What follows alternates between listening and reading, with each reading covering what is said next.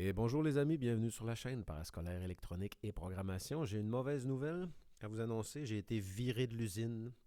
Oui, oui, oui, les amis, j'ai été viré de l'usine. Vous savez, c'est l'expression qu'on dit quand les élèves ici dans mes activités d'électronique font une erreur, posent une pièce à l'envers ou détruisent une pièce. Bon, ils font une petite gaffe. Alors notre blague, c'est dire tu as été viré de l'usine. Et là, c'est mon tour, j'ai été viré de l'usine. Et pourquoi j'ai été viré de l'usine? C'est parce que je n'ai pas utilisé les bons outils et mon manque d'expérience a fait que j'ai manqué mon coup et j'aurais dû utiliser les outils plus appropriés pour installer le petit circuit imprimé qui est ici. Donc, c'est une fameuse lampe que quand on appuie avec notre doigt ici, ça allume et ça allume de plus en plus. On donne un coup, ça allume, donne un coup, ça éteint. Il y a trois lampes, ça semble allumer assez fort, hein. Ça allume tellement fort qu'ils ont fait des coches dans le plastique pour ne pas que ça brûle le plastique. Si vous achetez le module, je vais vous donner quand même le lien dans la description, vous pouvez acheter le module et vous lancer dans l'aventure, tiens, pour l'essayer. Alors, on a ici des capaciteurs, on a trois capaciteurs céramiques, on a deux capaciteurs 103 et un 104. Assurez-vous de mettre le bon au bon endroit avant de souder. Et on a un transistor ici avec le côté plat qui va être là, le côté rond. Et on a un capaciteur électrolytique de 47 ultrafaradés. On en a un qui va là, un qui va là. Et on a quelques résistances. Alors, si vos résistances, la ligne, c'est brun, noir, noir, noir. Donc, c'est 1, 0, 0, c'est 100. Et qu'on mette 0 de plus, il y a 0, 0 de plus, donc c'est des 100. Et celui de 1000, ça va être brun, noir, noir, brun. C'est-à-dire 100.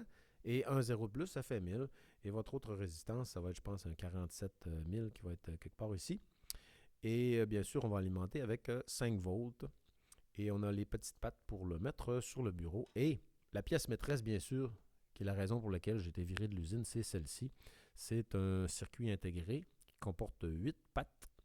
Donc le petit rond est là, alors le petit rond va aller là. Et j'ai manqué mon coup parce que mon fer à souder n'était pas assez pointu, pas assez aiguisé, on va dire. Et j'aurais dû mettre ce qu'on appelle du flux, qui est un genre de petite pâte qu'on met ici, là. Donc peut-être plus tard, quand je vais avoir une minute ou deux, au travers de mes autres activités d'électronique, je vais essayer de réinstaller cette composante correctement. Des kits comme lui, j'en ai acheté quelques-uns. Et donc, c'est l'ultime skill, l'ultime capacité, c'est de souder des produits, des surface mount, des composantes comme ça de surface. Donc, si vous regardez dans la description, vous allez trouver le lien vers ce module en particulier. Moi, je vous dis personnellement, il n'était pas vraiment intéressant plus qu'il faut. Okay? Des lumières qui allument, nous en avons déjà plein partout. Nous avons déjà fabriqué plein de modules qui comportent des lumières qui allument. Et c'était simplement pour la curiosité de le faire. Et c'est tout. Et le prochain vidéo, attention, le prochain vidéo, j'ai décidé que nous allons faire la calculatrice. Calculatrice ici avec plein de boutons et ça devrait être facile. Je ne pense pas qu'il y ait des surface mount, donc ça devrait être Fafa bébé si vous avez déjà l'expérience de faire de la soudure. Et bien sûr, ça nous fait des pièces qu'on va pouvoir bricoler, on va pouvoir mettre du courant dessus, les faire allumer, tester leur capacité.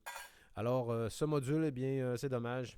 C'est à cause de ce module, j'ai été viré de l'usine. J'espère que l'usine va me réengager pour la prochaine fois.